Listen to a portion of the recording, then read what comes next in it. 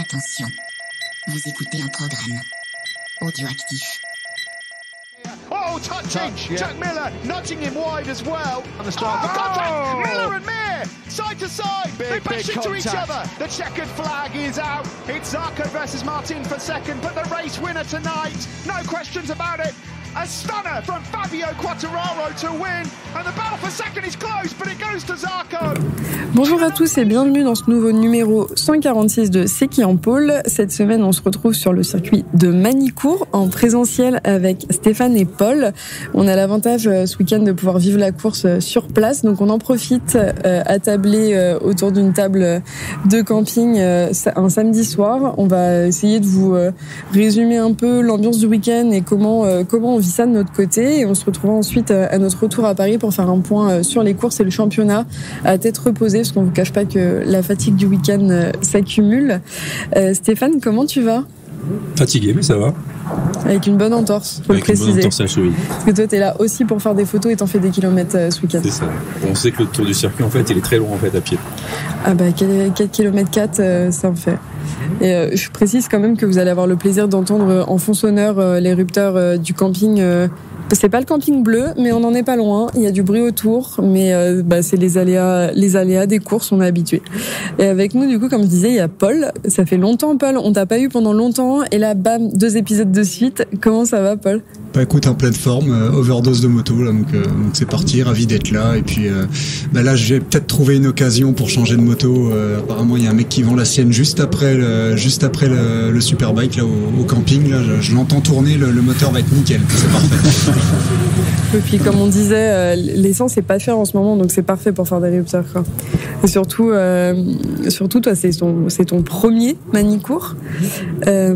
Comment tu vis ce week-end ? Qu'est-ce que tu penses globalement, ton avis personnel sur ce circuit et sur ce week-end et cette ambiance ? Bah, écoute, c'est même plus que mon premier Manicourt, c'est mon premier sur un vrai grand circuit, parce que sorti de Carole, j'en avais pas vu énormément. Après, c'était des circuits de motocross incroyables. Je crois que c'est le mot qui va résumer le week-end. Le circuit, l'ambiance, ce qu'on peut faire sur un paddock de Superbike, ce qu'on peut voir, en tout cas plus que faire, ce qu'on peut voir, c'est juste énorme. C'est ton dépucelage de circuit, en fait. Ah, c'est ça, totalement. Mais alors là, pour aller à ce niveau-là, la première fois, on s'en souvient. Celle-là, je vais vraiment beaucoup m'en souvenir. Et toi, Stéphane, c'est pas ton premier Manicourt, du coup ? C'est pas ton premier circuit ?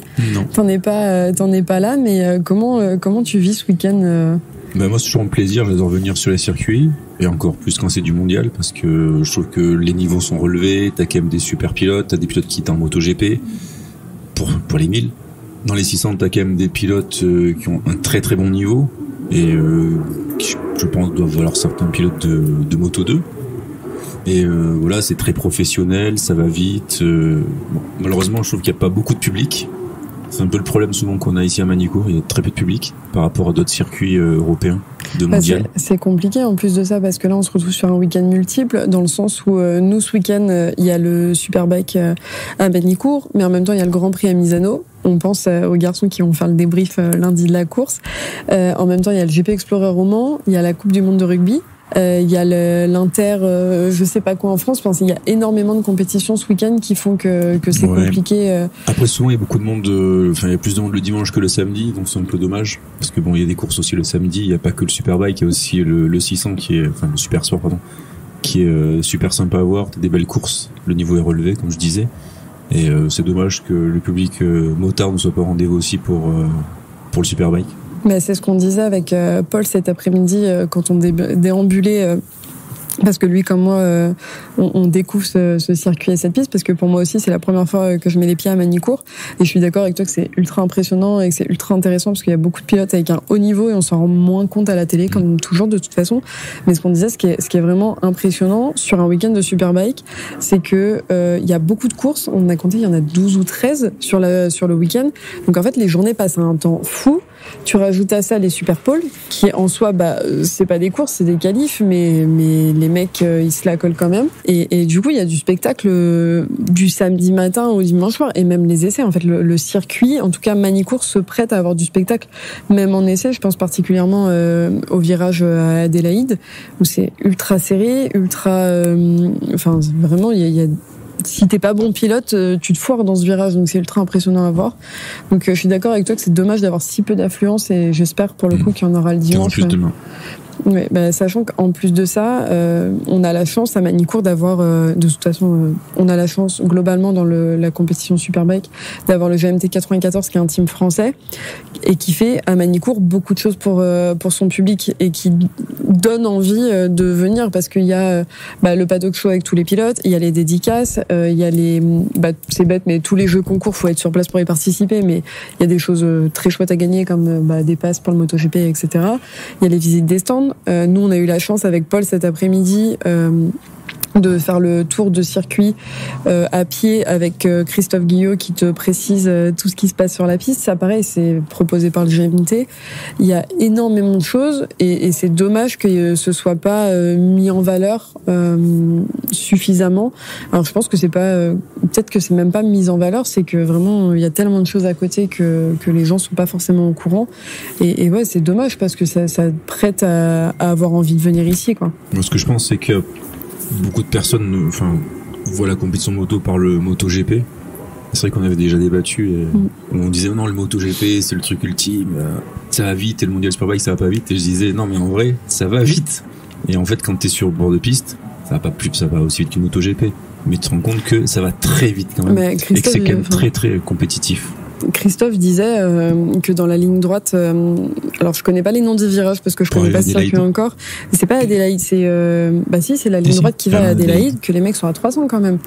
MotoGP, t'es entre parenthèses, t'es qu'à 50 km/h plus vite. Je suis pas sûr qu'elle t'arrive 350 ici, peut-être la MotoGP. Donc, ce qui est incroyable en plus, c'est ce qu'on disait en visitant les paddocks, parce que ça c'est pareil, le Superbike à Magny-Cours, donc tu peux pour un budget dérisoire, c'est intégré dans le billet, être dans les paddocks. Moi je pensais être dans les paddocks et voir de loin. Non, c'est vraiment dans les paddocks et on croise les pilotes. Chase Davis, il est passé à 3 mètres de moi, je vais pas le voir parce que j'ose pas, mais le gars fait des photos avec tout le monde, tous les pilotes. Un exemple, Philippe Autel, il est passé, je lui ai presque rentré dedans, parce que je regardais les nuages. C'est hallucinant. Et ce qu'on se disait justement donc en visitant la pit lane, c'est qu'ils font ça avec des motos que, en soi, entre guillemets, on peut aller la chercher chez la concession du coin. Voilà, la concession. On prend une R1 en concession, on va chez Moto 1, on achète les pièges YTR. On peut se faire la moto de Toprak, presque. Après, le talent, on l'achète. Faut faire les stoppies et le charisme qui va avec. Ah, le stoppie d'Adélaïde. Non, mais franchement, les stoppies de Toprak, nous, on a eu la chance avec Kevin de pouvoir voir les essais vendredi depuis la pit lane. Il y a eu un drapeau rouge, de multiples drapeaux rouges vendredi, mais dont un en Superbike. Et en fait, Toprak, il revient et il fait son stoppie dans la pit lane, devant son box. Enfin, il fait le show tout le temps. C'est impressionnant. Enfin, c'est ce que tu dis. Il y a le MotoGP, on dit toujours le MotoGP, etc. Mais les pilotes de Superbike sont tout aussi impressionnants et tout aussi intéressants. Et ils font autant le show, quoi. Enfin, c'est moins aseptisé, c'est moins aseptisé. C'est un peu plus course moto. Ouais, je pense qu'il y a moins d'enjeux financiers aussi, ça doit expliquer aussi, mais je trouve que c'est un peu plus détendu. T'as accès à plus de choses, les pilotes sont quand même plus accessibles. Mais je trouve que moi j'adore cette compétition en tout cas. De ce que j'ai compris, pour le coup, l'accès au paddock se fait vraiment à Magny-Cours et pas sur les autres courses. Alors, pour arrêter sur d'autres circuits européens, j'ai eu la chance d'aller à Donington et à Assen, c'est pareil. T'as beaucoup de gens en paddock et les pilotes sont aussi accessibles. Tu vas les voir pour faire une photo, ils posent, ils dédicacent, enfin ils sont là aussi pour le public. Et ça c'est très bien. Intéressant. Et au-delà du coup de l'ambiance du fait des paddocks, etc., il y a aussi le podium qui est au milieu de la foule en Superbike. Ça pareil, si tu le vis pas sur place, c'est génial à voir à la télé. On le disait justement dans un épisode débrief MotoGP, c'est ce qui s'est fait à Barcelone, c'est que le podium s'est fait au milieu de la foule, mais c'est ultra dingue à voir. Enfin, moi je trouve ça fou la proximité avec les pilotes, que tu sois média, que tu sois juste simple fan de moto, d'avoir la chance de vivre ça d'aussi proche, quelque chose qui est quand même souvent réservé au team, c'est ultra intéressant. Enfin, toi Paul, t'étais là pour le podium le premier podium de Debise en Super Sport 600. Qu'est-ce que t'en as pensé? C'est la première chose que je t'ai dit, c'est déjà on s'est fait arroser au Prosecco, donc c'était moi je pensais que c'était réservé à une entre guillemets une élite, vraiment qu'on triait les gens sur le volet pour être au pied du podium. Là on était à 3 personnes des gars du podium. C'est hallucinant. Tout est vraiment fait pour le public ici. Et bon, le fait qu'il y ait moins d'affluence aussi, je pense que ça aide à ce qu'on puisse faire.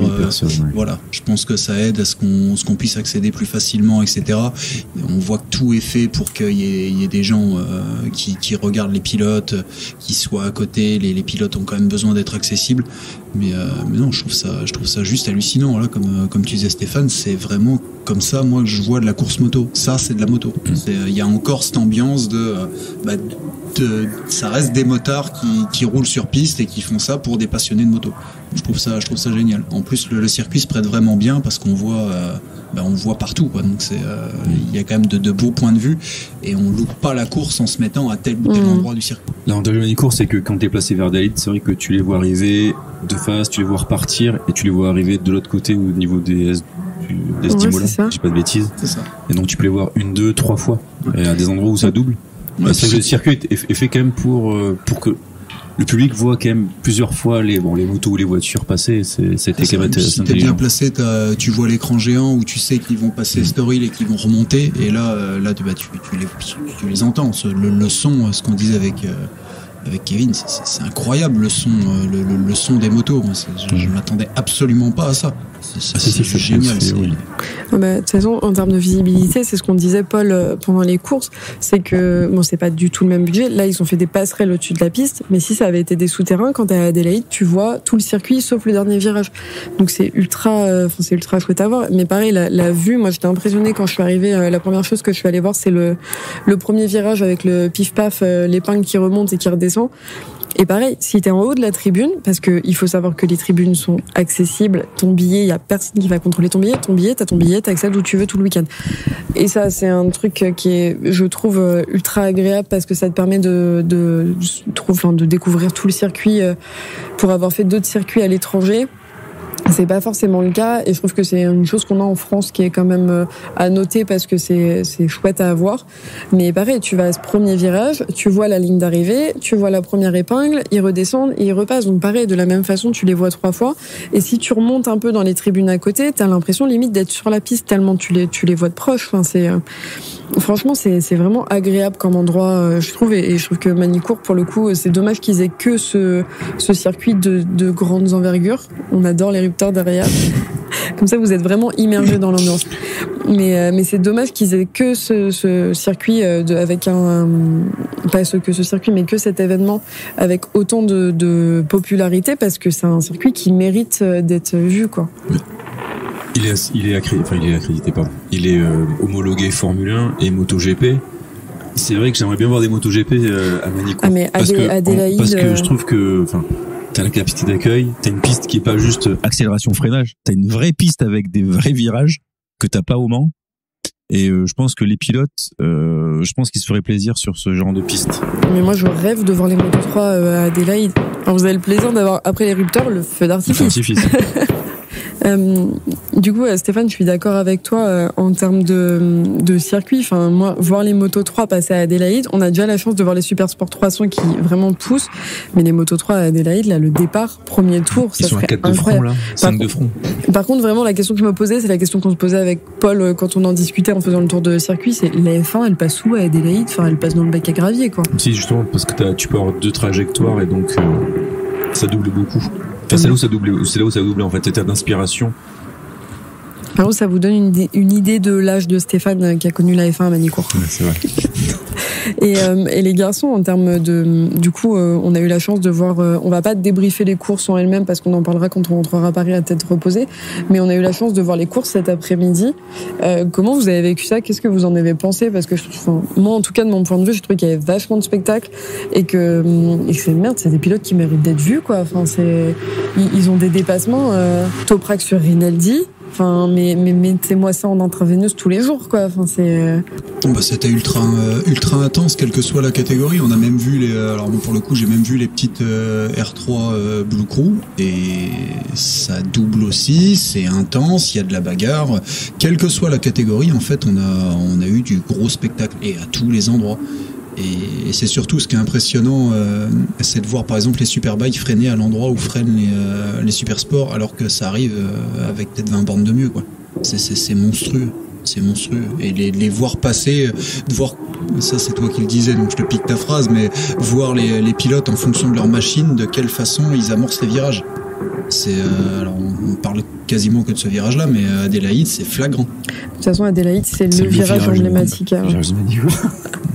Mais et puis voir en vrai cette fameuse chicane avant l'arrivée sur les stands aussi, c'est vrai que c'est quelque chose. Non, c'est vraiment à voir. Enfin, moi, c'était pour une première, ça met la barre très très haut, quoi. Et toi, Stéphane? Alors, notre objectif, je trouvais que les courses, elles étaient bien au début, et à un moment, ça a commencé à se tirer un petit peu. En Superbike, c'est souvent. Surtout en Superbike. Et c'était moins passionnant que d'autres courses. Il y a que le 600, donc sans faire de spoil. Il y a eu une prémisse de bagarre un peu à la fin, mais sinon c'était pas les plus belles courses en tout cas que j'ai vues de l'année. Après, le problème, c'est que le top pilote en Superbike, il roule sur une moto qui tombe tout le temps en panne. Il peut rien, pauvre garçon. Ça me fait penser à Pierre. Il a qu'à changer de couleur de moto. Comme on disait, on débriefera les courses en rentrant à Paris parce qu'il va y avoir beaucoup de choses à dire et on a eu la chance d'avoir des petits retours intéressants de personnes internes au paddock. Moi, j'avais envie d'avoir votre retour par contre sur une chose dont on parle quand on va au Mans, quand on a la chance d'aller au Mans pour certains dans l'équipe. Qu'est-ce que vous pensez du public de Magny-Cours et du Superbike en particulier? Parce que personnellement, en tout cas, je trouve que c'est très différent du MotoGP, très différent d'autres courses parce que ce qui est assez drôle quand même, peu importe les compétitions, c'est que tu vas sur des courses, même mondiales en Superbike, où il y a quand même des top pilotes, tu vas te retrouver avec des t-shirts Rossi, Miller, Zarco, Fabio. Ça, je trouve ça fou. Enfin, il y a du Rossi partout alors qu'on est en Superbike. Mais surtout, je trouve que c'est pas la même ambiance. Après, je pense que c'est une question d'affluence parce que c'est agréable de pas avoir le côté très bourrin qu'il peut y avoir au Mans pour certaines personnes. Après, les mecs qui viennent 3 jours pour faire la teuf, il y en a aussi ici, mais moins. Et j'ai l'impression que il y a un côté plus familial dans le public. En tout cas à Magny-Cours, je sais pas comment ça se passe à l'international. Moi je dirais, ce que ça m'a donné comme impression, c'est des gars, pour écouter un peu ce qu'ils disent dans le public, déjà c'est des gars qui tournent sur beaucoup de entre guillemets petites courses. J'ai entendu des courses qui viennent de la région d'où je viens, là, à côté de la Belgique. Les gars disaient quand on était donc à Chimay, c'est un endroit où il y a notamment beaucoup de courses, notamment de côte. Les gars donc vont sur ce type de course. Donc quand on commence à en être là, c'est que les mecs connaissent la moto et ils viennent pour la passion vraiment plus que pour le bling bling peut-être et le côté dire j'y étais en fait. En fait, je compare ça un peu. Tu vas à une course de Formule 1, c'est en MotoGP, t'étais à la F1. Tu penses que je sais pas que Valentino Rossi en fait s'appelle Pierre Rossi, quoi. Valentino Rossi. Enfin j'étais là parce qu'il faut être là. Que déjà le Superbike comme c'est un peu plus confidentiel, déjà c'est que t'aimes un peu. Enfin, je sais pas que t'aimes pas la moto quand tu MotoGP, mais c'est que déjà les gens qui sont là, ils aiment quand même beaucoup plus la moto. Il y a moins de badauds. Et puis en tout cas en France, il y a quand même beaucoup de personnes dans le paddock qui sont des fans de petits pilotes que tu vas, enfin si tu suis pas le Superbike, enfin même les catégories 600, 300, R3, etc. Tu les connais pas quoi. Enfin en MotoGP, t'as 3 fans de Barry Baltus et puis ça s'arrête là si tu prends des pilotes que tu connais pas. Donc là, t'as beaucoup de fans quand même grâce à Jonathan Ray de Kawasaki. Tu vois qu'ils ont vendu beaucoup de polos.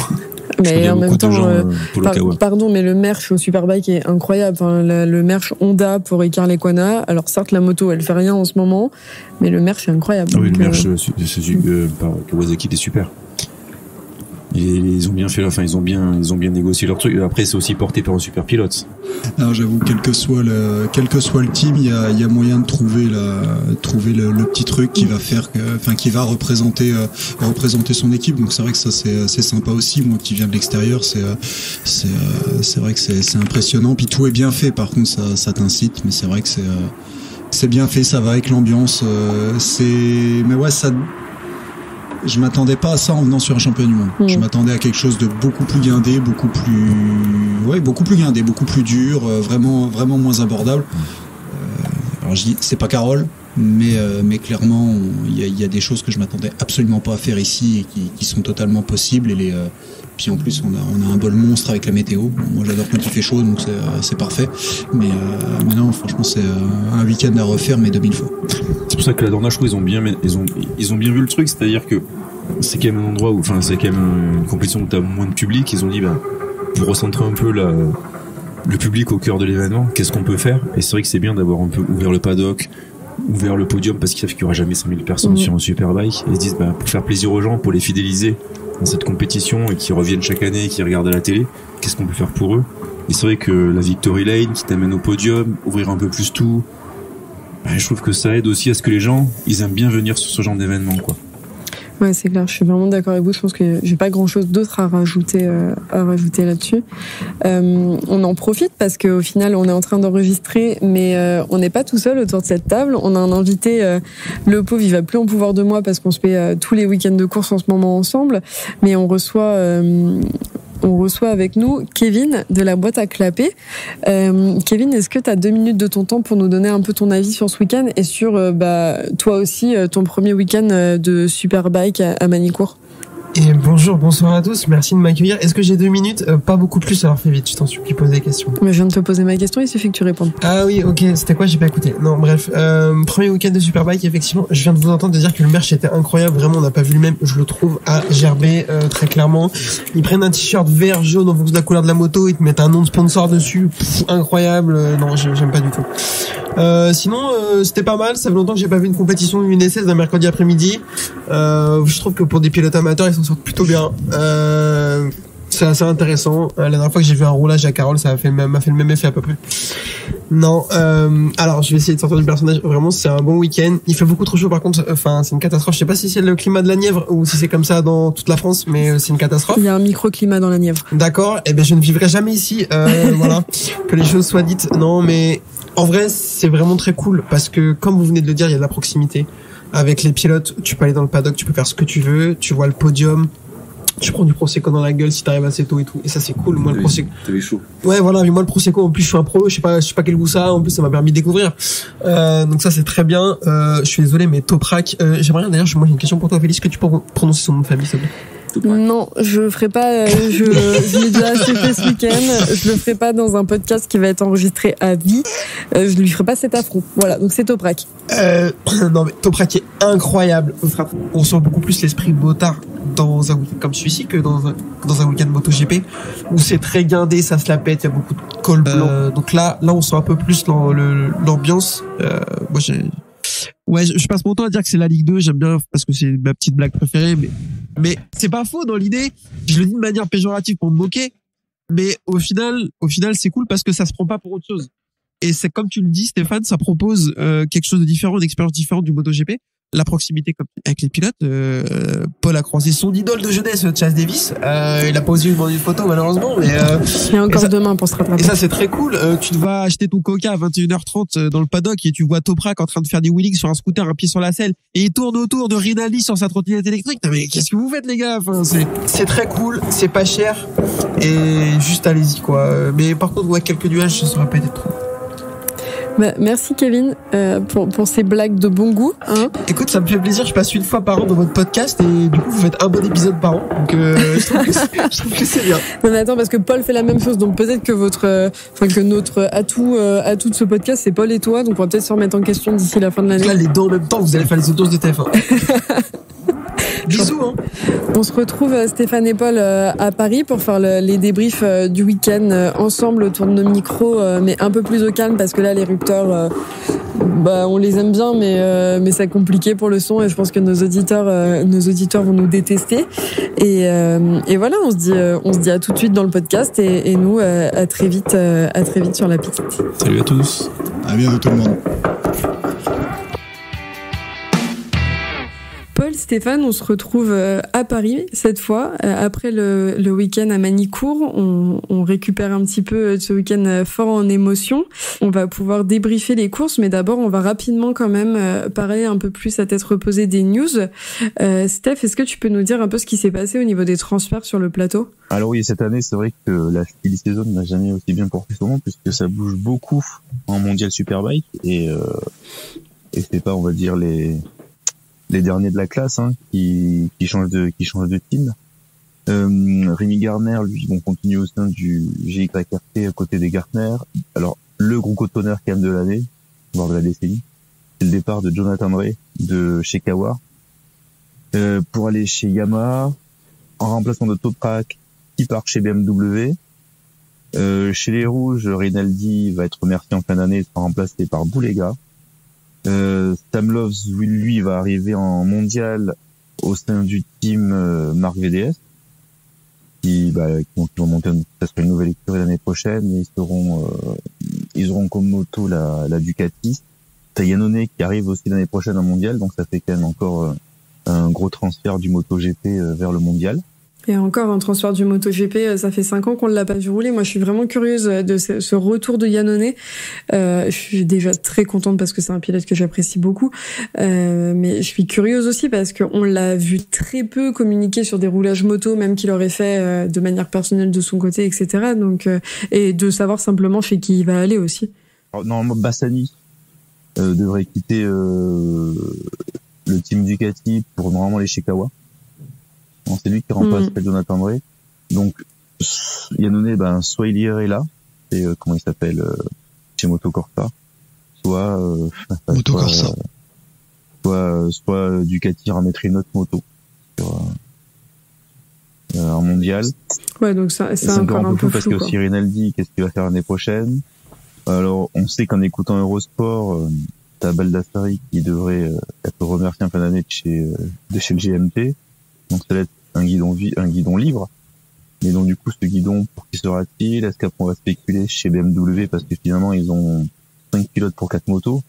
Donc qui va faire les frais de ça? Est-ce que c'est Baz? Est-ce que Baz irait au GMT? Enfin voilà, il y a plein de choses encore un peu floues, mais bon voilà, c'est vrai que cette année le marché de transfert est bien animé. Après, pour Baldassari, on a eu la chance, vous l'entendrez en fin d'épisode de toute façon, mais d'avoir Yann Marian qui travaille au GMT 94 et qui nous en a parlé rapidement. Rien n'est fait pour l'instant. Tout ce qui se dit, c'est des rumeurs, rien n'est signé, rien n'est acté. Je pense qu'il faut aussi attendre que les choses soient officielles et que ce soit Christophe Guilleux qui fasse son annonce officielle au sein du GMT. Comme là, ce coup, ça a été par ça a été dit dans les médias, donc on peut peut-être reprendre l'info. Il n'y a pas eu de démenti non. Ouais, après on verra bien en fin de saison. Je pense que les choses vont aussi s'acter un petit peu plus dans les courses à venir en fonction des résultats qui, on le verra tout à l'heure, étaient pas non plus ce qui était attendu par le team, j'imagine. Non, c'est sûr, mais bon, au départ, il faut savoir que, si je dis pas de bêtises, ils avaient quand même récupéré au départ une base de moto de chez Ponson, et après ils ont réussi à avoir quand même des pièces un peu plus mises à jour. Enfin voilà, il y a des évolutions de Yamaha. Donc est-ce que c'est ça qui fait que Balda n'a pas performé? Après, dans le team dans le team GMT, ils ont aussi les mêmes ingénieurs, je sais pas, les mêmes électroniques, est-ce que tout est pareil? Enfin voilà, il y a aussi des choses qui peuvent parler. Puis après, t'as le pilote. Est-ce que le pilote finalement il a sa place ou pas en mondial?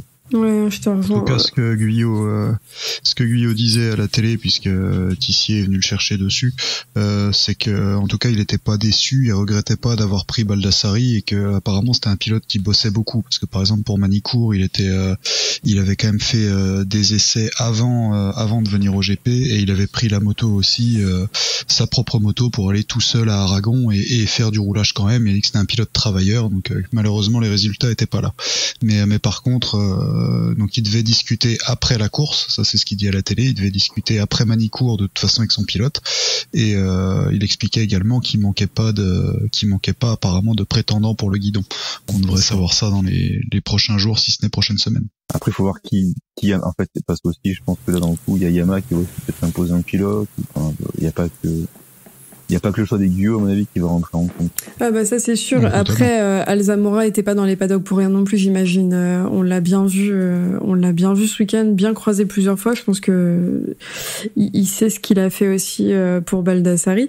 Après, comme tu dis, Paul, il y a sûrement aussi la décision de Yamaha. En plus, il y a quand même pas mal de mouvements chez eux, parce qu'à cause, il y a quand même Toprak qui part chez BMW. Pour moi d'ailleurs, ça reste un choix qui me laisse perplexe, parce que quand tu vois les résultats de BMW, alors avec ce que fait Toprak chez Yam, je trouve ça un peu surprenant, et je trouve que c'est un nouveau défi pour lui, à voir ce que ça donne. Mais ouais, du coup, tous ces transferts du côté Yam, je pense que ça fait beaucoup, et qu'il y a beaucoup de réflexions qui vont sûrement se décanter. De toute façon, il reste 4 courses, on sait que c'est toujours la période où tout bouge. Donc à voir ce que ça va donner dans les semaines à venir, quoi. Alors par contre, pour BMW, là, je suis moins d'accord avec toi, parce que c'était qu'une course, mais quand même, à Manicourt, Gerloff tape la pole, Et toi avec Baz, pour la première course, ils sont quand même aux avant-postes.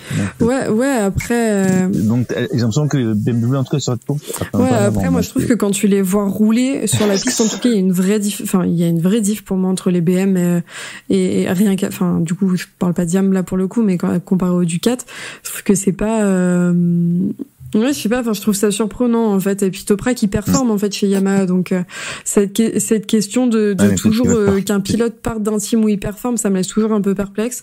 Mais il doit avoir ses raisons, de toute façon. Apparemment, ça serait pas financier puisque Yamaha se serait aligné sur l'offre de BM.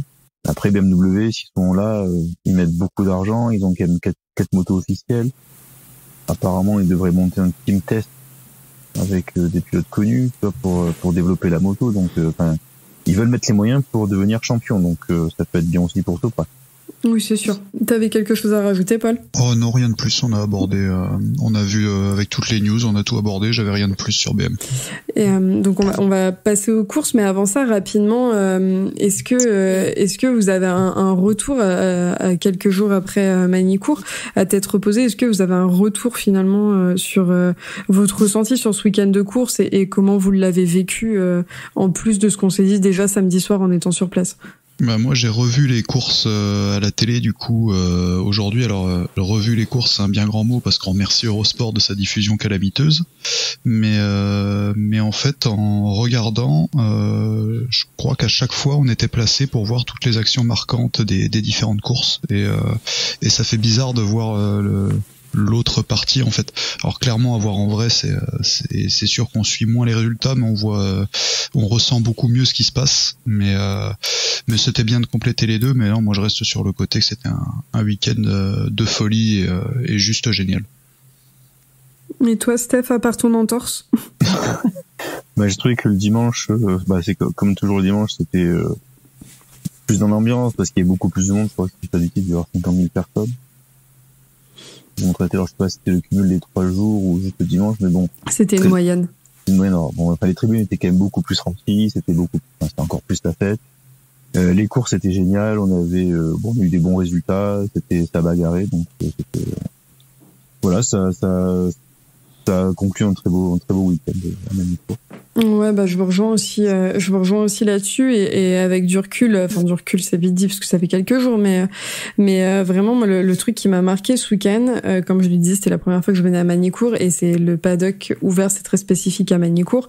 C'est aussi le fait que les pilotes traversent le paddock pour accéder au podium et que du coup tout le monde est là pour célébrer un peu tout ça et je trouve que vraiment comme vous disiez très bien, c'est que l'esprit motard s'en ressent beaucoup plus et c'est ultra agréable et c'est des courses et une ambiance qui est marquante sur ce type de week-end. On en a profité ce week-end d'être sur place pour travailler un petit peu quand même. On ne s'est pas seulement tourné les pouces et on est allé à la rencontre de Justine Pedemonte qui nous a donné son avis un petit peu sur ce week-end. Magny-Cours, c'est un circuit où elle a eu la chance de rouler l'année dernière en R3 Blue Crew et du coup c'était l'occasion pour elle de nous en dire quelques mots, donc on va pouvoir écouter ça tout de suite. Justine, on est sur Superbike ensemble. Comment tu vis ton week-end ici à Magny-Cours en tant que spectatrice en soi et pas pilote? Alors déjà, c'est compliqué parce que de voir des motos rouler tout le temps, j'ai trop envie de rouler. Mais bon, ça me fait un petit week-end off. Comme la semaine prochaine, je vais aller au Bol d'Or. Et puis en fait c'est top parce que du coup je suis là, il y a Florian Marino qui est le coach d'Alex Loves et du coup en fait je peux rencontrer des personnes comme Alex, tout ça, pouvoir discuter avec eux et en fait c'est trop bien parce que je peux voir les différents niveaux, même les 300 quand on les regarde. En fait nous on croit qu'en championnat de France on roule super fort mais là ils nous collent 3 secondes hein. Donc en fait c'est trop bien pour pouvoir apprendre et puis observer en fait comment ça se déroule chez les professionnels. Et toi, tu as eu la chance en plus de rouler l'année dernière ici avec la Blue Crew. Est-ce que c'est quelque chose qui va se reproduire ou c'est pas encore au programme? Alors en fait, ça devait se reproduire. En fait, j'ai été sélectionnée pour représenter la France à Portimao, c'est ça, comme l'année dernière. Sauf qu'en fait, la course se déroule en même temps que la finale du Castellet. Donc je vais privilégier le championnat de France vu que je joue le titre maintenant. Mais du coup oui, ça devait se reproduire. Puis là à Magny-Cours en fait l'année dernière, c'est juste que j'ai été sélectionnée. On m'a envoyé un mail pour que je représente encore une fois la France à Magny-Cours. Là cette année, il n'y a pas eu. C'est Cyprien qui a demandé de faire la course, mais ils ont pas fait de sélection de wildcard comme l'année dernière. Mais oui, pourquoi pas. Après, vu que je vais passer en 600, je pense pas que ça va pouvoir se reproduire. Mais en tout cas, c'était une super expérience pour moi d'être dans le milieu comme ça du WSBK. C'était top. Merci beaucoup, Justine. Je te souhaite un bon dimanche de course, du coup. Merci. Donc, vous vous en rendrez compte, c'est toujours chouette d'avoir le retour d'une pilote sur ses sensations et sur son avis sur un week-end de course. Généralement, quand ils sont là de manière non professionnelle entre guillemets, puisqu'elle roulait pas. On va pouvoir passer du coup rapidement au débrief des courses Super Sport 300. Côté Superpole, on a eu Gégère qui a roulé en 1,53 et qui a été ultra régulier sur cette séance puisqu'il roulait généralement entre 1,53 et 1,54. Il y a eu pas mal de drapeaux jaunes, surtout à cause, je suis pas sûre que ce soit le bon terme, mais alors j'ai peur de mal le prononcer, vous m'en voudrez pas, de Calatayud, qui a fait un énorme high side sur cette séance. Mais au final, il a eu beaucoup de chance, il a fini il est déclaré apte. Et après, à côté, avant la fin de la séance, on a eu Buis, qui est passé, lui, en tête avec, en 1,53,109. Donc, il y a eu quand même des chronos assez serrés. C'est Gégère qui va faire la pole et en course 1, c'est finalement Buis qui va aller décrocher sa deuxième victoire, de la saison après avoir pris la tête, au 11e tour. Il va vite creuser l'écart jusqu'à la fin et s'imposer devant Sabatucci et Venman. Il a aussi, c'est aussi la 9e victoire pour Buis dans cette catégorie et il consolide du coup grâce à ça sa place en tête de la liste des victoires de tous les temps et se rapproche de Scott Doru. Qui est un pilote qui détient le record du plus grand nombre de podiums avec un total de 17. Et c'est aussi, grâce à Sabatucci, le 30e podium de l'Italie dans le championnat. Avec cette course, on se retrouve donc avec 5 points qui séparent les 3 premiers du championnat et 21 points qui séparent les 5 premiers avant la course du dimanche. Et course du dimanche qui, elle aussi, sera plutôt rythmée. C'est à nouveau Buis qui va garder la tête au championnat. On a Vanucci qui perd l'avant de Sayama et se retrouve en fond de peloton et va abandonner. C'est une chute qui va permettre à Gégère de prendre une avance de plus d'1 seconde devant Venman qui va réussir quand même à pas mal à combler ça. Et comme en course 1, c'était assez mouvementé parce qu'ils étaient environ 9 à prétendre à la victoire, dont Gégère qui a chuté au dernier tour et qui arrive à finir 9e. Et donc c'est Buis qui remporte la course devant Guéné, Gonzalez, Mogueda, Venman et Sabatucci. Et au championnat, on se retrouve donc avec Buis avec 149 points, Gonzalez avec 140 et Gégère avec 136. Les garçons, rapidement, est-ce que vous avez un avis sur ces courses Super Sport 300 ? Alors elles n'ont pas été rediffusées à la télé visiblement, donc moi j'ai pas pu les voir. Par contre j'étais dans les tribunes pour en tout cas la deuxième manche du 300 et c'était vraiment impressionnant de voir les 9 pilotes, les roue dans roue, notamment dans les As d'Imola parce que j'étais sur la tribune et là hallucinant. En fait ça joue à c'était beau à voir, hein. On voit qu'il roule vraiment à la vitesse de passage en courbe et c'était à celui qui allait placer sa moto sur la trage pour gêner un peu l'autre et réussir les enfilades. Gégère, le pilote KTM, là, quand il tombe, ils ont une c'est un groupe qui a une petite avance au moment où il chute. Je crois qu'il chute dans le 180 de mémoire. Et quand il reprend, il est vraiment sur un autre rythme. Par contre, on voit vraiment que les 9 premiers décrochaient par rapport aux autres derrière, mais ça roule vraiment très fort. C'est une belle KT, il y a de la bagarre, c'était sympa à voir. Ouais, c'était plutôt chouette. Moi, j'avais l'impression, je retrouve un peu l'ambiance Moto 3 en fait dans les bagarres, et c'est ça qui fait que j'aime beaucoup les petites catégories. Après, ce que je trouve dommage dans ces courses, c'est que souvent l'action se fait sur les 5 derniers tours, donc parce que de toute façon, tu sais pas qui va gagner. T'as beau regarder toute la course, tu loupes pas grand chose. Tu loupes pas grand chose si tu regardes que la fin, quoi. Un peu comme les motos. C'est exactement ça. Bon, on va passer rapidement au super sport parce que on en a des choses à dire parce que côté français, il s'est passé plein de choses ce week-end. En super pole, on a Boulega qui prend la pole position devant De Bies, qui lui a fait le meilleur temps au combiné durant les 2 séances d'essai, suivi de Rosa. Pour le coup, De Bies a été impérial tout le week-end, que ce soit en FP ou en qualif. Et donc pour l'Italien, c'est sa 7e pole dans le championnat. Et Boulega a dépassé donc De Bies à 0,394 secondes plus rapide. Donc c'est vraiment, ça s'est joué à pas grand chose. Donc niveau qualif, on se retrouve avec Boulega, De Bies, De Rosa, Manzi, Montella et Huerta. En course 1, on va avoir un excellent départ de Boulega. De Bies, lui, va rétrograder un peu.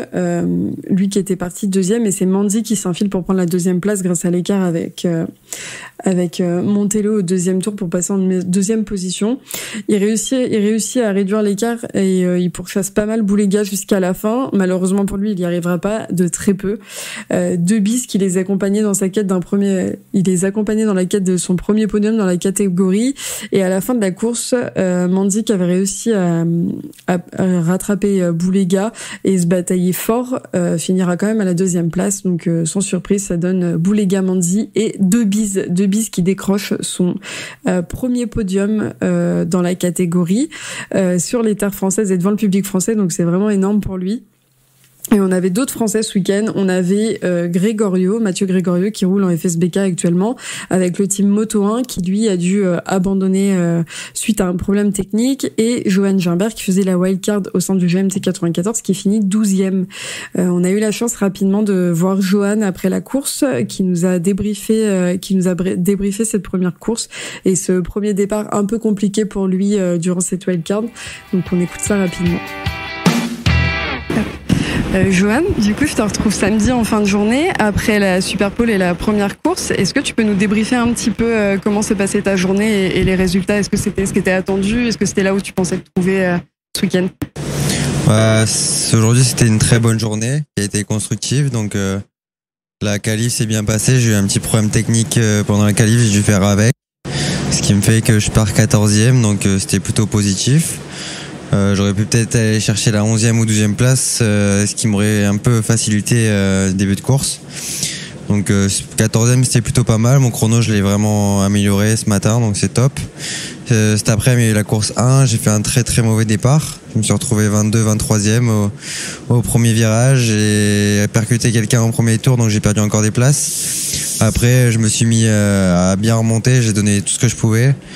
Et je finis 12e avec des grosses bagarres à la fin, donc c'était plutôt beau pour le spectacle, et je me suis bien amusé même si j'étais mort. Bah, tu m'étonnes, surtout qu'il fait extrêmement chaud ce week-end, ça doit être compliqué pour toi. En tout cas, c'est super, enfin, c'était impressionnant de te voir du moins de la piste pendant les bagarres. Moi, j'étais en plein ligne droite, donc je voyais vraiment. Et qu'est-ce qu'on peut te souhaiter pour demain du coup? Est-ce que tu as fait des améliorations sur la moto? Est-ce qu'il y a des choses que vous avez prévu de changer pour la course, ou tu pars avec la même config? Pour demain matin, on va essayer 2-3 nouvelles pièces sur la moto. On va voir si ça marche. Il me manquait un petit truc en gestion de pneumatique en course 1, donc on va essayer de travailler ça pour la course 2, et si j'arrive à faire un meilleur départ, accrocher le top 10. J'étais au même rythme, mais j'étais 8 secondes derrière avec le temps que j'ai perdu aujourd'hui, donc le but demain, c'est d'accrocher le meilleur groupe et finir dans le top 10. On te le souhaite en tout cas. Merci beaucoup d'avoir pris le temps de répondre à mes questions, et on te souhaite le meilleur pour la fin de cette wildcard et puis pour la suite du FSBK. Voilà pour ce que Johan Gimbert avait à nous dire au sujet de cette course. Évidemment, la course du dimanche était l'occasion de se refaire, et en course 2, on a eu un excellent départ de De Bies qui a pas lâché Boulega de toute la course, parce que il a fait une série de chronos ultra rapides. De Boulega, lui, c'est pas laissé faire évidemment. De Bies a fait une série de nouveaux records sur cette course, puisqu'il était en 1:40 533 et 1:40 520, donc c'est le record du tour de course à Manicourt. Ça lui a permis évidemment de rester dans la route Boulega jusqu'à la fin où ça a commencé à devenir un peu compliqué. Boulega, il a réussi à stabiliser son avance à environ 3 dixièmes à mi-course et ils avaient tous les deux 12 secondes d'avance sur Manzi qui, du coup, en prenant la 3e place sur cette course, va lâcher quand même 9 points à Boulega, ce qui est quand même pas mal à 4 courses, à 4 manches de la fin de la saison. Il va pas réussir à venir récupérer sur De Bies et donc De Bies décroche son second podium avec la 2e position derrière Boulega. Donc c'est un week-end, vraiment un week-end exceptionnel pour lui. Johan Vimbert a fini à la 11e place, à 9 secondes du top 10. Donc c'est vraiment un bon week-end pour le GMT 94 dans cette catégorie. Et donc les résultats sur cette course, le top 6, ça donne Boulega, De Bies, Manzi, Schroeter, Touli et Dalla Porta. Que des noms que vous connaissez si vous suivez le MotoGP. Et donc au championnat, ça donne Boulega avec 358 points, Manzi avec 298, Schroeter avec 236, Kari Casulo avec 181, Sofoglou avec 136 et De Bies avec 134. On a eu, je le répète, j'allais dire encore une fois, on a eu la chance, mais parce que c'est une chance de pouvoir avoir des retours sur le vif des pilotes. On a pu avoir le retour de Valentin De Bies après ces 2 courses, ces 2 podiums. Donc je vous laisse écouter ça avant qu'on puisse en débriefer les garçons. Valentin, bravo, 2 podiums ce week-end à Magny-Cours. Est-ce que tu peux nous dire un peu comment s'est passé ton week-end et comment tu as vécu les courses ? Le week-end s'est passé, c'est un week-end solide du début à la fin. On a eu la chance de faire des essais avec le team 2-3 semaines auparavant, avant le week-end de la course, qui nous a permis de travailler les bases de réglage de la moto qui me plaisaient pas, même si j'avais bien roulé de temps en temps. Et du coup, dès la première séance d'essai, j'ai refait mon chrono que j'avais fait aux essais quelques semaines auparavant. Et à partir de là, on a construit et on a fait que progresser tout le temps. Donc ça a été vraiment positif. Du coup, le fait de rouler devant, j'ai pu rouler avec les meilleurs. De rouler avec les meilleurs, j'ai vu qu'ils faisaient le différent comparé à moi. Et du coup, moi, en pilotage, j'ai pu progresser et j'ai pu comprendre ce qu'il fallait pour rouler vite avec la moto. Et du coup, l'ensemble a fait que j'ai pu performer sur l'ensemble des séances et des courses. Et de faire le record de la piste. Et 3 fois cet après-midi, le meilleur tour de la piste en plus de ça. Voilà, et record de la piste en course. Donc, on peut pas faire bien mieux. Même, il n'y a pas la victoire, mais on peut pas se plaindre de mes 2 premiers podiums, 3e, 2e. Voilà, je le prends. Et 2 podiums à la maison en plus de ça. Voilà. Félicitations Valentin, merci beaucoup pour nous avoir débriefé un petit peu ce week-end. Et on te dit à très vite, on espère sur la plus haute marche du podium pour les prochaines courses. Merci, à bientôt.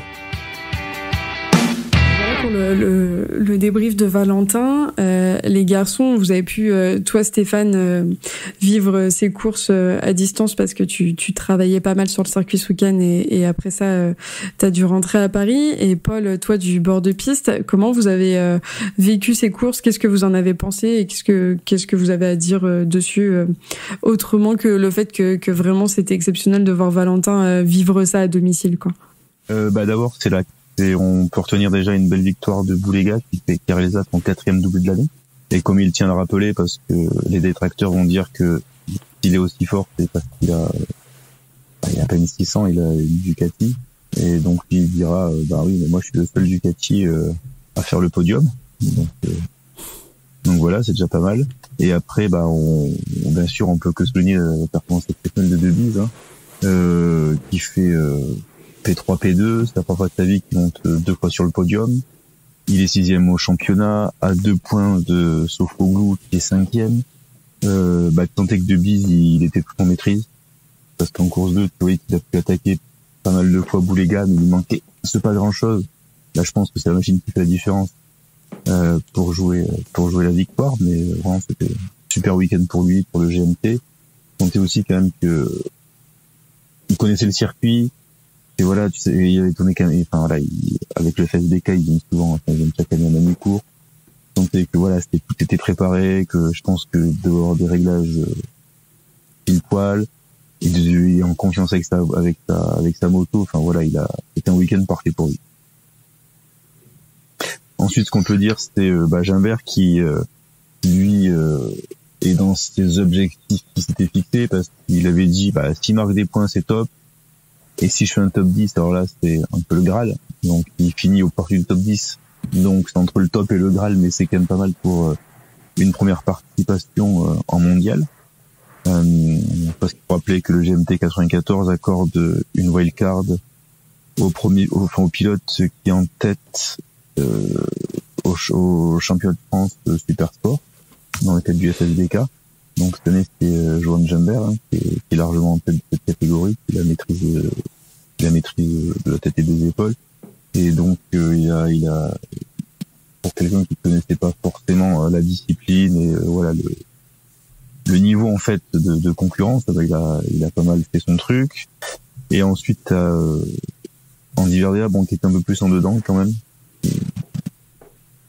qui a pas réussi à trop performer, je vois, surtout en course 2.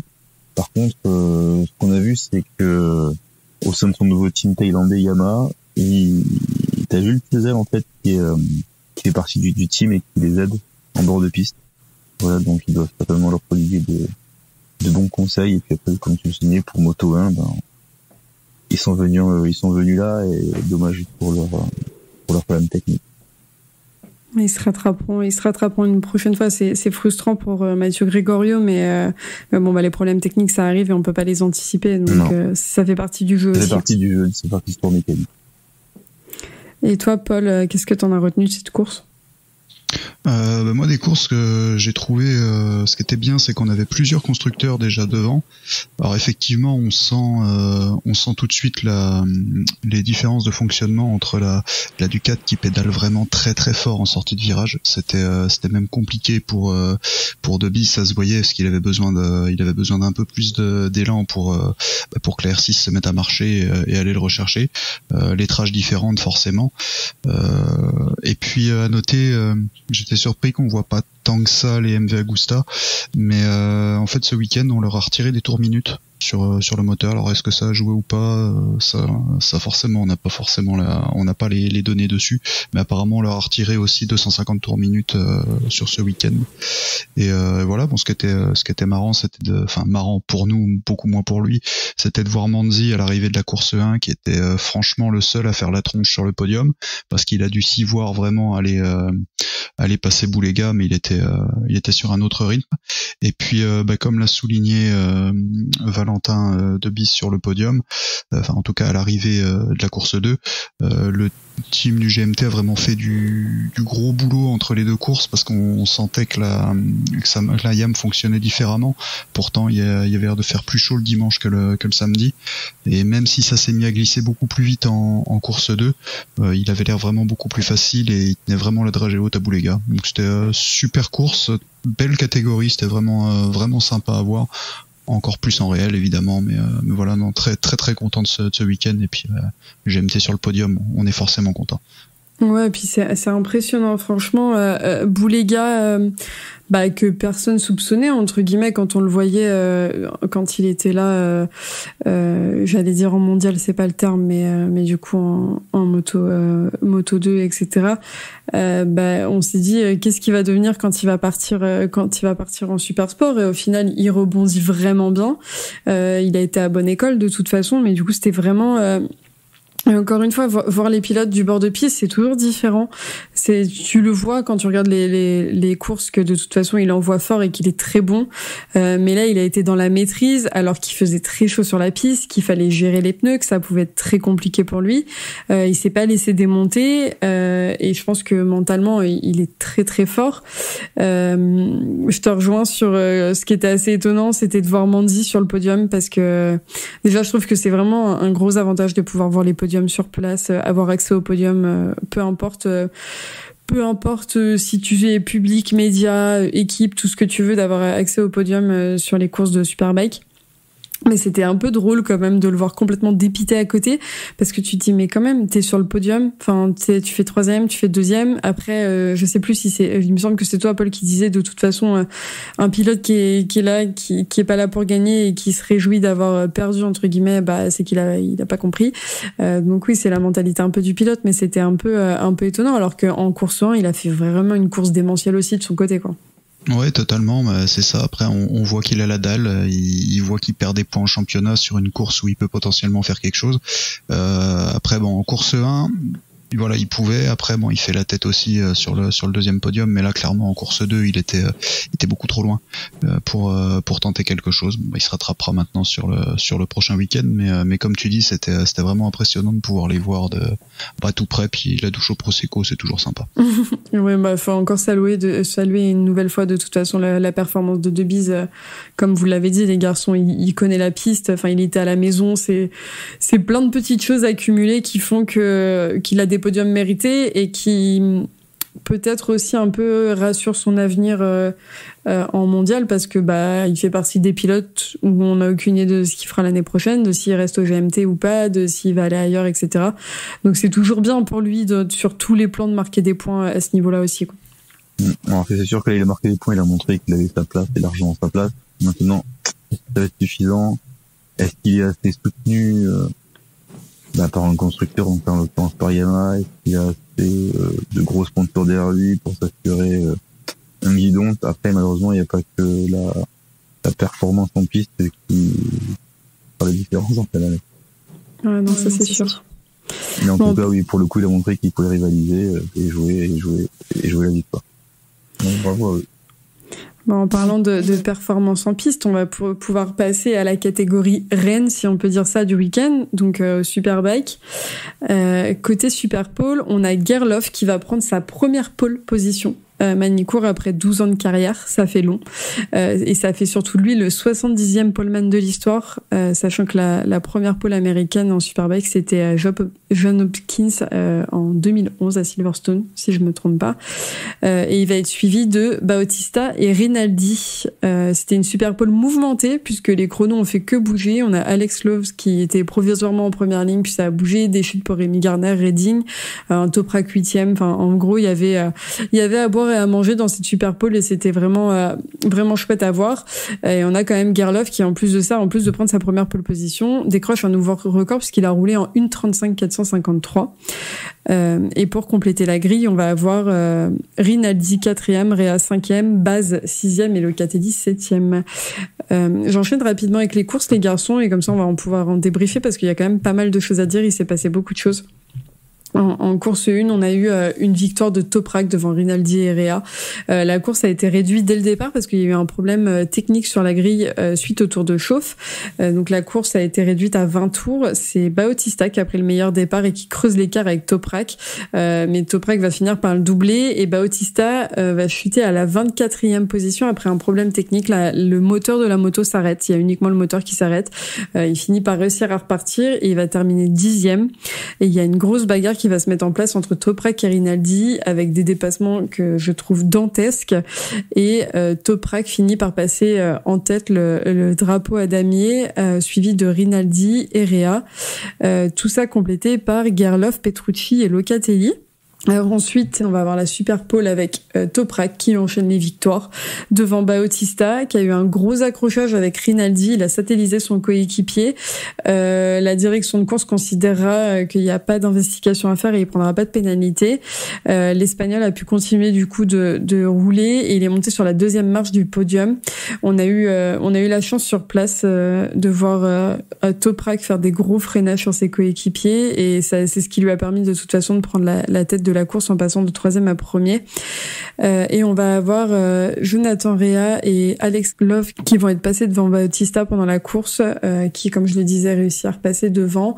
Loves, lui, a abandonné cette course, et globalement, on a surtout à retenir cette course que Bautista a enchaîné les records du tour pour se rapprocher de Toprak, même s'il n'y arrive pas.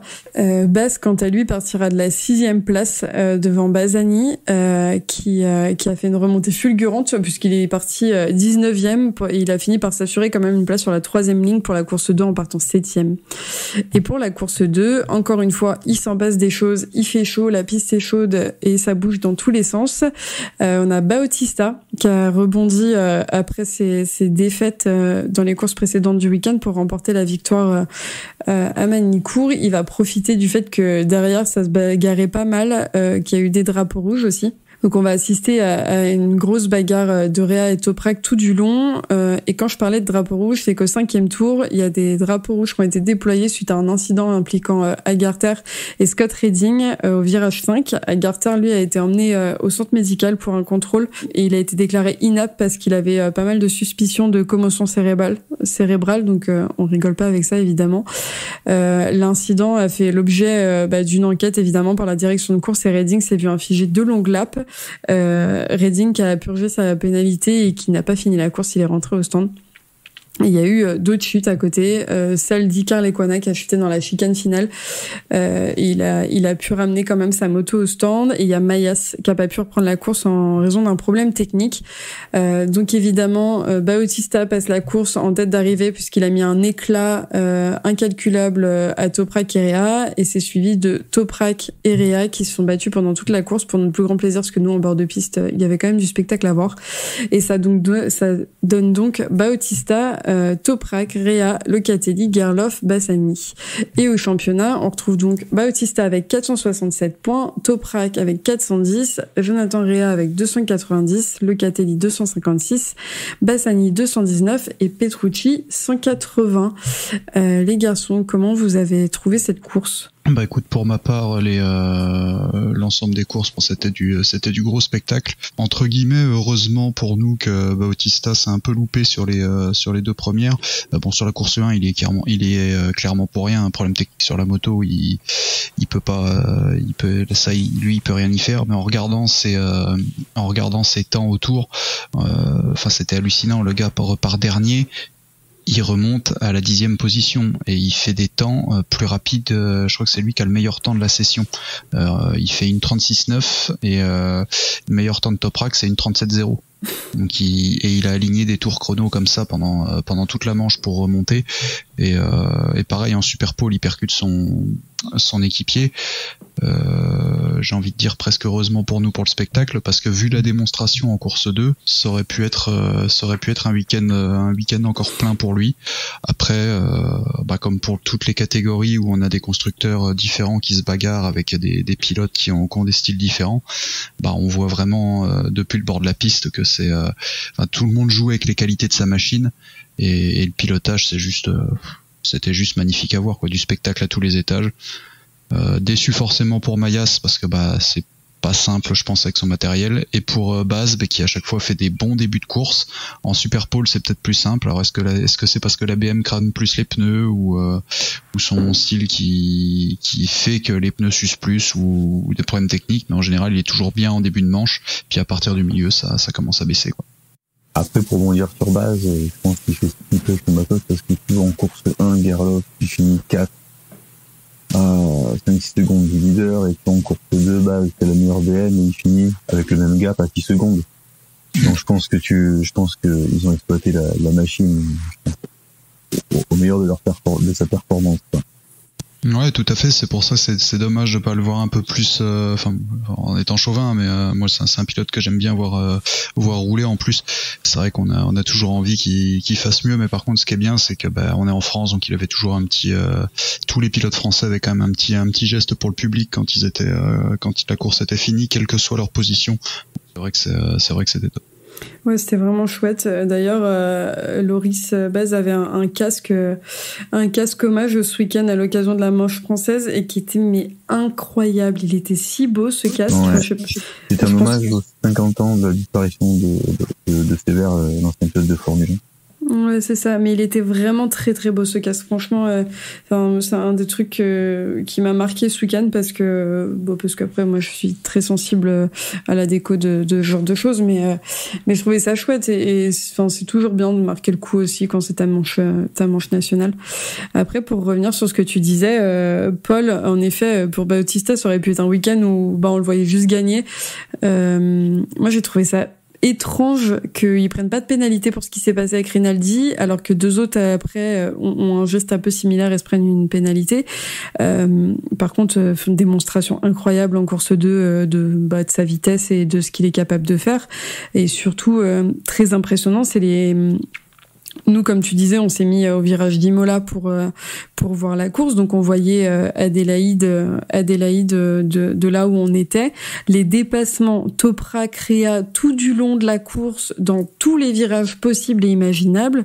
Mais c'était dantesque. J'ai trouvé ça incroyable à voir. Les mecs, pourtant on est habitué, on regarde le MotoGP, on est habitué à ça, etc. Mais Toprak, il débranche en fait. Il cherche pas à comprendre. Et Réa, il fait pas mieux. C'est les deux. S'ils peuvent se doubler carénage contre carénage, ils vont y aller, quoi. Et à Toprak, c'est encore plus impressionnant parce que tu vois qu'il freine vraiment.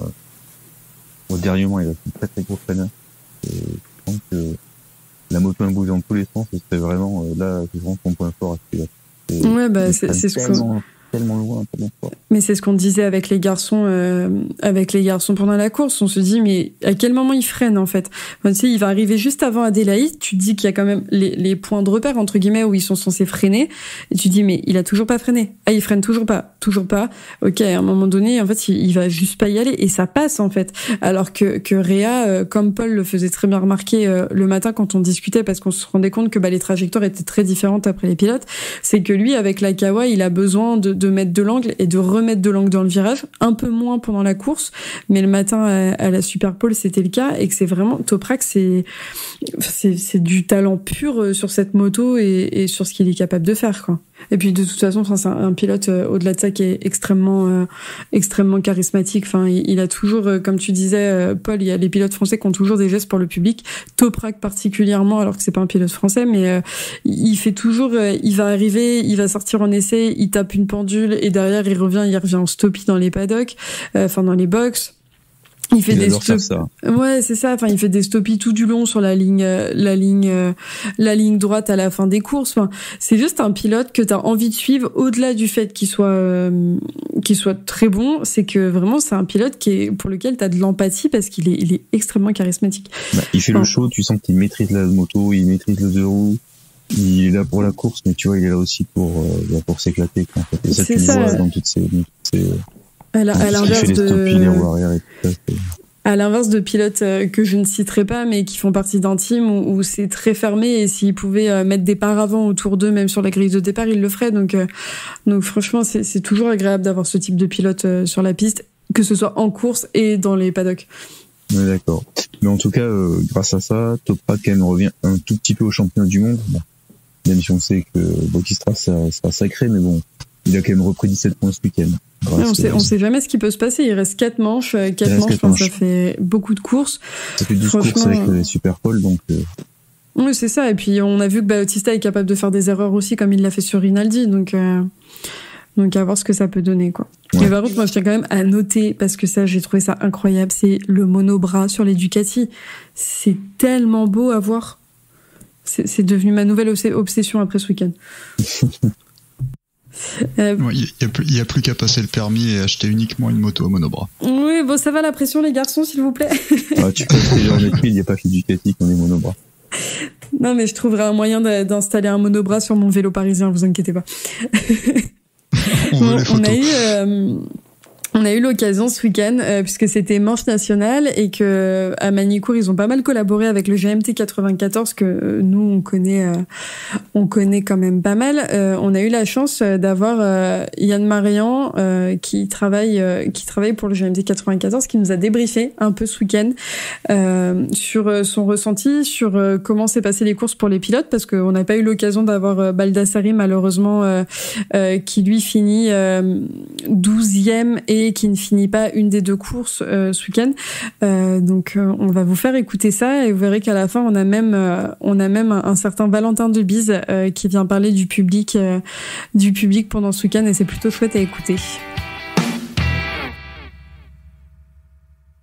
Yann, on est à Magny-Cours, le week-end vient de se terminer, tu travailles au sein du GMT 94. Est-ce que tu peux nous raconter un petit peu comment s'est passé le week-end, sachant que de votre côté, on a Baldassari qui a fini côté Superbike, qui n'a pas fini la course du samedi, qui a fini 13e ce dimanche, et côté 600, vous aviez Johan Gimbert en wildcard qui a fini 12e et 11e, et Debise qui a fait ses premiers podiums dans la catégorie en finissant 3e et 2e.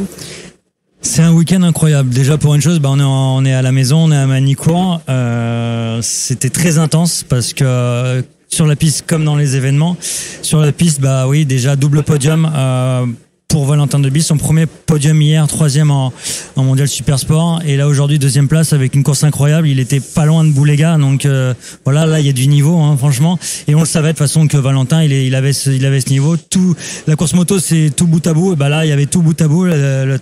L'équipe a travaillé à fond, travaille depuis le début de saison, et ils sont récompensés. Valentin est récompensé. Je suis vraiment heureux pour eux, pour Christophe, pour toute l'équipe. Donc c'est incroyable. Et pour Johan Gimbert, on le voit en championnat de France, ça met du gaz comme on dit. Et franchement, il avait des objectifs, il me l'a dit avant le week-end. Il m'a dit bon écoute, entre 15 et 10, et il a fait le job. Franchement, à chaque sortie, même chaque essai, il a baissé des chronos, et en course il fait 12e hier, et là il finit 11. C'est impressionnant, il a 18 ans. Je sais pas, on sait pas encore. Là, qu'est-ce qui va se passer pour l'année prochaine, pour toute l'équipe, pour ces pilotes-là. Mais bon, là, ils ont quand même, ça pèse, et je pense qu'il y aura des décisions difficiles à prendre prochainement. Mais c'est incroyable. Et pour Baldassarri, c'était compliqué. On sait que c'est une saison qui est compliquée. L'adaptation sur la R1 est compliquée. Moi, je reste convaincu, et on le voit sur les chronos, parce que c'est très serré, que tu gagnes 2 dixièmes, tu peux être vraiment aller rouler avec Garner, avec Arter, qui sont aussi sur les Yamaha. Il manque encore ça, mais je reste convaincu que d'ici la fin de saison, il va le trouver, il va montrer qui il est. Il a roulé en Grand Prix, il a gagné 5 Grands Prix, il est vice-champion du monde super sport. Et puis bon, là, il revient quand même, il termine sur un point positif, c'est qu'il finit dans les points. Et je suis très honnête, j'ai beaucoup d'affection pour lui. C'est pas très journalistique ce que je te dis dans la réponse comme ça, mais je suis très heureux parce que c'est quelqu'un d'adorable. Donc super content pour les 3 pilotes. Pour Christophe, voilà, je suis vraiment heureux parce que l'équipe c'est aussi les partenaires, pour pouvoir leur montrer que voilà, c'est tout le travail qui est fait, c'est pour ça. Et je suis vraiment heureux pour toute l'équipe. Les garçons, à force de les côtoyer, forcément t'as aussi de l'affection pour eux, et je vois comment ils travaillent, et franchement c'est une juste récompense. Et c'est pas fini, il reste 3 épreuves, donc je suis sûr qu'il va y avoir encore de belles surprises avec le GMT 94. Et je me permets de dire, pour terminer, merci à tout le public, aux fans du GMT 94, aux supporters, d'avoir répondu présent. Il y avait du monde qui sont venus aux événements, au paddock show, aux dédicaces, et qui ont participé au concours. Franchement, ça fait chaud au cœur, les sourires, les encouragements. Franchement, c'est incroyable. Merci encore à eux. T'as anticipé ma question, parce que c'était la question que j'allais te poser sur comment s'était passé le week-end de votre côté avec le public. Avec le public, c'était génial, voilà. Mais Valentin Debie, c'était à côté de moi. Qu'est-ce que t'as pensé du public? Énorme. Ouais, franchement c'était ouf, parce que il y a vraiment une communion dans le public, et je vois, des fois j'étais un coup d'œil, je les voyais se lever à chaque fois que je passais et tout, c'était assez exceptionnel, et c'est vraiment sympa de voir, comme je l'ai dit là-bas, ils ont rigolé, mais les gens étaient vachement polis, tu vois, pour demander des autographes, que des fois sur les circuits dans d'autres pays ils ont tendance à se bousculer et tout, donc franchement c'était vraiment agréable à vivre de mon côté. Et pendant la course, donc, il a le temps de regarder le public, et il finit sur le podium, quoi. Non, mais voilà, c'est génial. Et voilà, Valentin est à côté. Ce qu'on a vécu sur le podium, j'ai revu quelques images qui ont été postées sur les réseaux sociaux avec le drapeau français, l'ambiance incroyable. Et franchement, là, j'ai hâte de poster ça sur les réseaux du GMT 94. C'était top. Merci beaucoup, Yann. Merci. Et on vous souhaite le meilleur pour la suite, pour les prochaines manches. Merci beaucoup.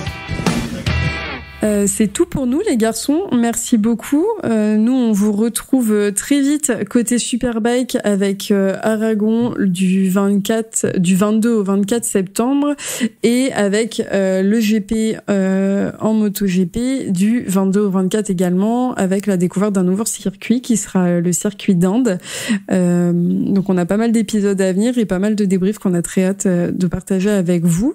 Merci Stéphane, merci Paul, merci pour cet épisode et ce week-end à Magny-Cours qui était vraiment une excellente expérience, et j'espère que vous avez passé tous les deux un très bon week-end aussi. Vivons l'année prochaine. Je dis c'était génial, on n'a plus qu'à faire ça avec toute l'équipe maintenant. Ouais, on va noter ça tout de suite dans les agendas. Merci beaucoup, et pour les auditeurs, nous on se retrouve très vite, et en attendant vous pouvez nous suivre sur Twitter, Discord, Facebook, et vous connaissez la chanson à force. À très vite. Salut à tous. Salut, au revoir tout le monde.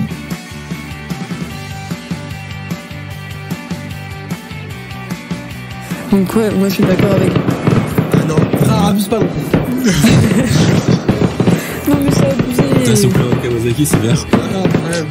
C'est Jonathan. C'est les fans de Jonathan. Mais d'ailleurs, on dit Réa ou Alice? Non, c'est d'accord. À part Alexandre. C'est ce qui s'est passé. Son père. C'est ce qui s'est passé dans ma tête quand j'ai vu la moto. Ça a équipé quand même.